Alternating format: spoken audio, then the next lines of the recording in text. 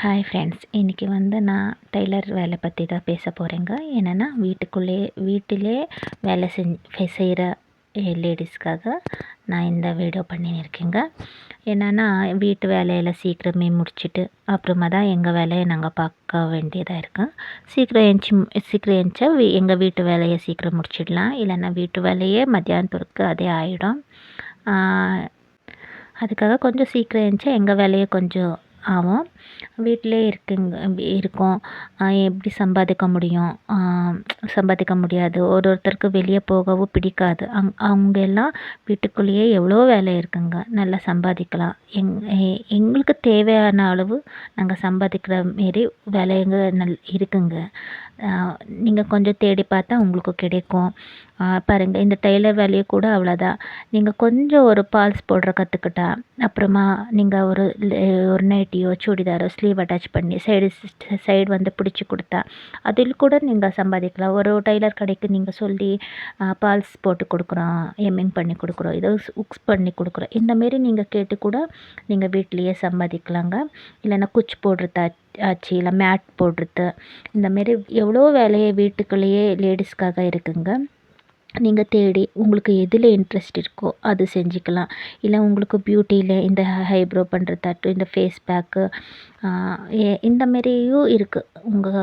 நீங்கள் அதை கூட நீங்கள் கற்றுக்க ஒரு இது இருக்குது. அங்கே போய் கற்றுக்கின்னு நீங்கள் அதை கூட வீட்லேயே செய்யலாங்க. அது எங்களுக்கு எந்த இன்ட்ரெஸ்ட் இருக்கோ அதை நாங்கள் தேடி பிடிக்கணும். எங்களுக்கு எதில் ஆர்வம். இப்போ மொபைல்லையே நல்ல நல்ல விஷயங்களாக நல்லா வேலையாக கற்றுக்கலாங்க. அவ்வளோ நல்லா சொல்லி கொடுக்குற சேனல்ஸ் கூட இருக்குங்க. எல்லாமே மொபைல் எல்லாத்துக்கும் உழைப்பாளிக்கு எல்லாம் புரிஞ்சுக்கிற ஒரு நாங்கள் வேலைக்காக ரொம்ப பேருக்கு இது யூஸ்ஃபுல்லாக இருக்குங்க. இதில் நல்லா கற்றுக்கிற நல்ல வழிகாட்டியாக இருக்குது. ஆனால் கெடுதல் இருக்குது. ஆனால் யாரும் கெடுதலை தேடி போகாதீங்க. நல்லது மட்டும்தான் தேடி போங்க. நல்லதே நடக்கும். என்னென்னா எல்லா விஷயத்திலும் நல்லது கெட்டதுன்னு எல்லாமே இருக்குங்க. ஆனால் நாங்கள் நல்லது மட்டும்தான் தேடி போகணும். இது எங்கள் டெய்லர் வேலையில் ரொம்ப ஒரு மனசுக்கு திருப்தியாக எனக்குன்னு இல்லை, இந்த வேலை செய்வங்களுக்கு எல்லாருக்குமே அவ்வளோதாங்க. ரொம்ப பிஸியாக இருப்பாங்க. இந்த பண்டிகை டைமில் வீட்டில் நிம்மதியாக ஒரு பண்டிகை கூட பண்ண முடியாது. அந்த நேரத்தில் மட்டும் நல்லா துணிங்க வரும். ஒரு நாள் ஃப்ரீயாக இருக்கும். பண்டிகை நாளில் மட்டும்தான் கொஞ்சம் அதிகமாக துணி இருக்கும். அந்த நேரத்தில் எங்கேயும் போக முடியாது.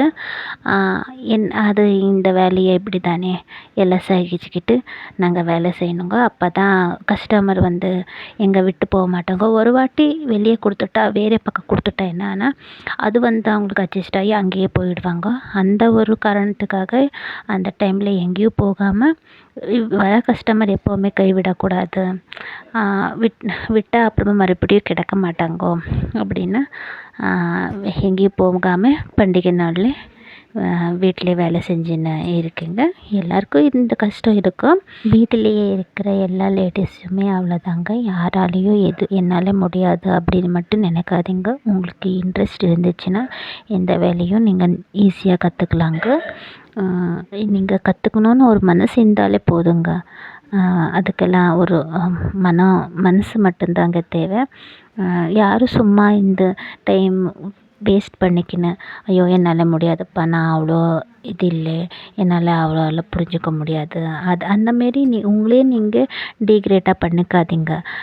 இல்லை எல்லாம் அவங்களுக்கே தெரியும், இவங்களுக்கே தெரியும். நான் என்னால் சாதிக்க முடியாதா? இல்லை என்னாலேயும் முடியும், நானும் கற்றுக்கிறேன் அப்படின்னு உங்கள் கால் மேலே நீங்கள் நில்லுங்க. யாரையும் எதிர்பார்த்து இருக்காதீங்க. ஏன்னா எல்லா லேடிஸுமே ஒரு நாள் சொல்லி காட்டிடுவாங்க, இதுக்கு பிரயோஜனம் இல்லை, வீட்டில் சாப்பிட்டு உக்காந்துருக்கு அப்படின்னு சொல்லிடுவாங்க. அந்த பேர் மட்டும் எடுக்கக்கூடாது. எங்களுக்கு வேலை வரும், நாங்களும் வீட்டிலேருந்தே செஞ்சுன்னு இருக்கோம் பாருங்க அப்படின்னு எப்போவுமே ஒரு மனதைரியத்தோடு இருக்கலாம். கை வேலைன்னு இருந்துச்சுன்னா மனசுக்கு ரொம்ப தைரியமாகவும் இருக்கும், ஒரு ஆக்டிவாகவும் இருப்போம். நாங்கள் சும்மா உக்காந்துருந்தா ஆக்டிவாக இருக்க முடியாது. எப்போவுமே நல்லா சந்தோஷமாக இருங்க. என்னோட இது பிடிச்சிருந்தா ஒரு லைக் பண்ணுங்கள். ஏதாவது தவறாக பேசியிருந்தால் மன்னிச்சுக்கோங்க. தேங்க்யூ ஃபார் வாட்சிங். என்னோடய சேனலை சப்ஸ்கிரைப் பண்ணுங்கள். தேங்க்யூ.